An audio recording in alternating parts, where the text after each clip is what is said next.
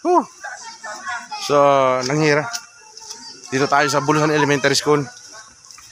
Kasama ko si Ma'am Caron, no? Diyan. Dito tayo sa Bulusan.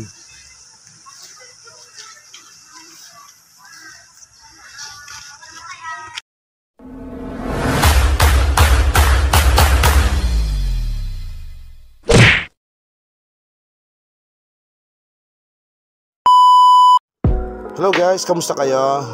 Dito tayo ngayon sa Bulusan Elementary School para mag-lecture awareness sa grade 6 in connection yan sa 31 Children's Month celebration.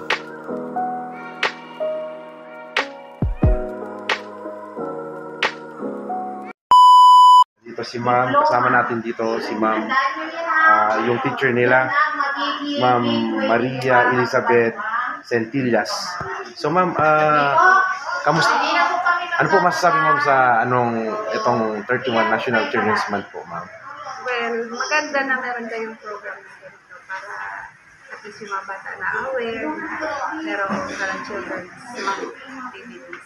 Saka maganda rin ito, sir, para alam nila yung mga pwede nilang gawin.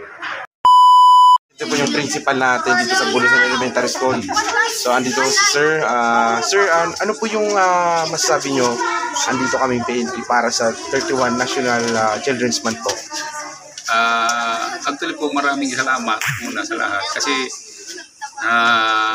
yung programa ng PNP nakarating dito sa amin sa school. At least yung mga pupils ay nabigyan ng orientation nila para naman sa ikabuti ng mga eskwela at sa kanyang komunidad, pati na sa teacher. Salamat po sa PNP. Thank you, sir. One eternity later.